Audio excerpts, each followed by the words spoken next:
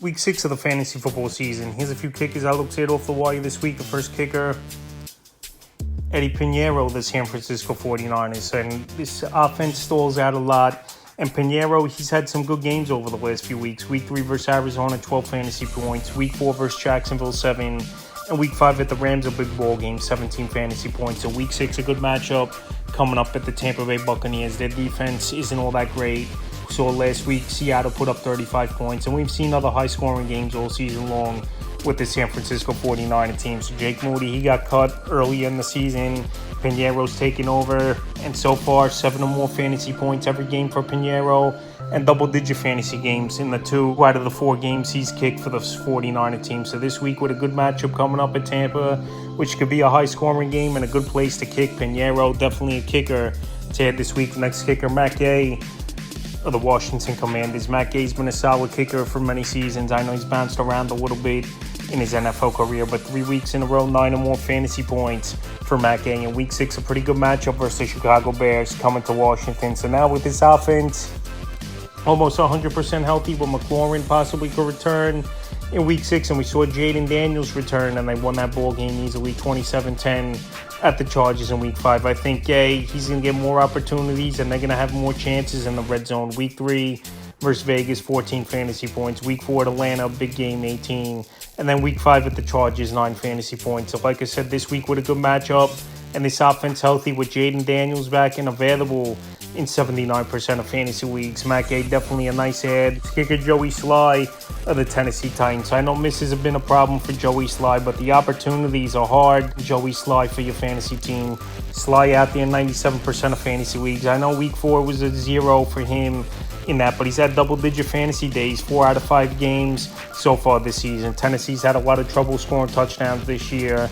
And Joey Sly's a kicker who's got a big boot. Just accuracy's been a problem. In Week 6, it's a good matchup indoors at Vegas. They give up the 3rd most fantasy points to kickers on the season. And like I said, Sly's had some big games this year. Week 2 versus the Rams, 17. Week 3 versus the Colts, 11. And Week 4, I know he had the 0, like I said, at Houston. And then Week 5 at Arizona, 11 fantasy points. So I know Sly struggled. He's missed a bunch of field goals in the early go in the season. But on a team that can't score a lot of touchdowns, they stall out. And also with a good matchup at Vegas indoors, he's definitely a kicker to add this week. The next kicker, Nick Folk of the New York Jets. So Folk at 40 years old, still going out there, kicking the football well. And he's available 98% of fantasy leagues is Nick Folk. So the first 3 out of 5 games, double-digit fantasy points. It's been Folk this season. This New York Jet team, another offense that stalls out, and another offense that doesn't do much. And he's definitely a kicker that's getting those opportunities is Folk. So this season, 3 out of 5 games, double-digit fantasy points. Week 3 at Tampa, 10. Week 4 Miami, 11. And Week 5 versus the Cowboys, the first team he started with 7 fantasy points. So Week 6, London ball game. Denver, a bend but don't break type of defense more times than not. But the Broncos do give up the 4th most fantasy points to kickers on the season. And like I said, Folk's been accurate.